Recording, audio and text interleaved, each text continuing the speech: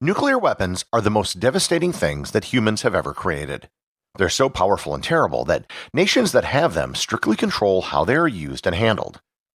That being said, over the 75-year history that nuclear weapons have existed, accidents have happened. While not common, they have happened enough that the US military has a code word for such events. Learn more about broken arrows and what happens when there are accidents with nuclear weapons on this episode of Everything Everywhere Daily.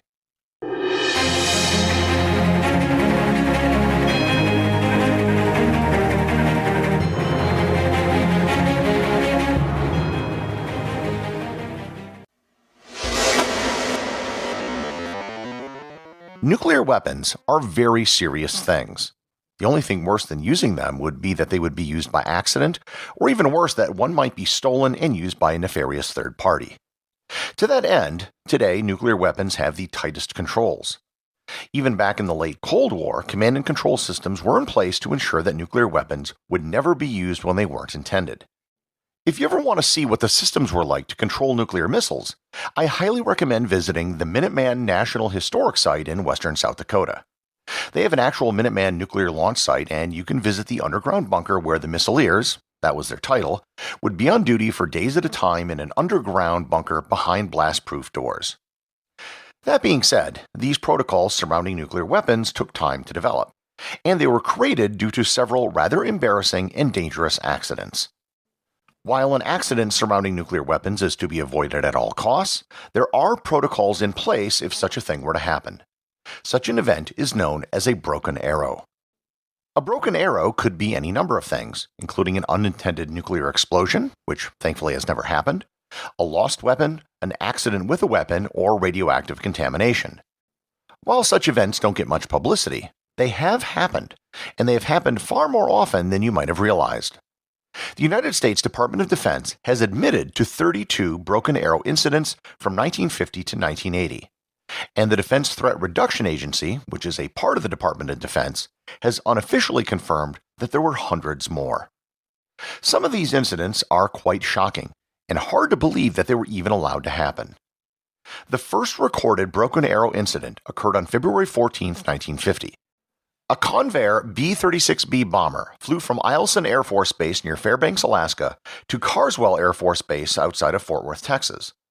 The flight was an exercise where they would fly for 24 hours over the North Pacific and then do a simulated bombing run before heading to Texas. The bomber was carrying a Mark IV nuclear weapon. Nuclear weapons were still rather new in 1950, and the Mark IV was a newer version of the same type of bomb that was dropped on Nagasaki. When the bomber took off, the temperature in Fairbanks was -40, which is the same in Fahrenheit and Celsius. The extreme cold weather caused problems with the engines of the plane. During the flight, 3 of the 6 engines failed, and the remaining 3 couldn't complete the mission. The crew made the decision to abandon the bomber over the waters of British Columbia. As part of abandoning the plane, they ejected the bomb and detonated it with conventional explosives. The bomb was not activated with its plutonium core, so there was never a threat of a nuclear explosion, but there was still a lot of enriched uranium inside. The bomb's detonation was kept a secret for years, so no one would have known to look for it. But the kicker is that the bomb and the uranium were never recovered. In 2016, a diver supposedly was in the area where he claimed to have found an object that looked like part of a bomb, but there was no corroborating evidence. There were 3 other plane crashes during 1950 alone where nuclear bombs, or the material for bombs, were involved in the crash, but all the materials were recovered. This is one of the first broken arrow incidents, but it was nowhere close to being the last. In 1946, a B-47 crashed off the coast of Morocco, killing all 3 crew members. On board were materials for 2 nuclear weapons, but not the actual weapons themselves. A search was conducted, and no evidence of the plane or the bomb material was ever found. 1958 was a bad year for nuclear weapon accidents and the state of South Carolina. On February 5th, a B-47 on a training exercise out of Homestead Air Force Base in Florida had a mid-air collision with an F-86 fighter near Tybee Island, South Carolina. A Mark 15 nuclear bomb was on board, which was jettisoned to protect the crew. Usually, conventional explosives are detonated around the bomb, rendering it useless. In this case, the conventional explosive didn't explode the device and it slipped into the water. One of the big unknowns about the Tybee Island bomb was if the plutonium core had been installed. If the plutonium core was in the bomb, it was a functional, working nuclear weapon. The Air Force initially claimed that a lead core was installed for training purposes.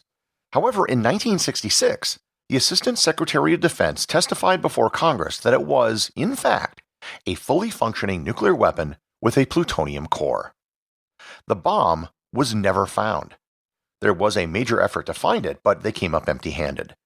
The bomb is believed to be buried between 15 feet or 5 meters of sediment at the bottom of the ocean. Another broken arrow incident in South Carolina occurred just 1 month later on March 11, 1958, and this incident also involved a B-47. In this accident, the bomber took off from Hunter Air Force Base in South Carolina en route to the United Kingdom. The bomber was carrying a Mark VI nuclear weapon. This incident wasn't a case of a collision or a crash. In this case, the bomb was accidentally dropped by the captain who was trying to fix a problem. The bomb fell directly onto a playhouse of 2 young sisters, Helen and Frances Gregg, who were 6 and 9 years old. The girls were standing about 200 meters away when the bomb hit their playhouse and the conventional explosives in the bomb detonated. It left a 21-meter wide, 11-meter deep crater where the girls' playhouse used to be. In 1961, one incident came the closest to an actual nuclear explosion. On January 23, 1961, a B-52 flew out of Seymour Johnson Air Force Base outside of Goldsboro, North Carolina. On board were 2 Mark 39 nuclear bombs, and each had a yield of 3.8 megatons. The plane suffered a fuel leak and exploded in midair. One of the 2 bombs deployed its parachute and landed safely on Earth. It was found almost immediately as the parachute was caught in a tree. The parachute on the other bomb, however, didn't deploy.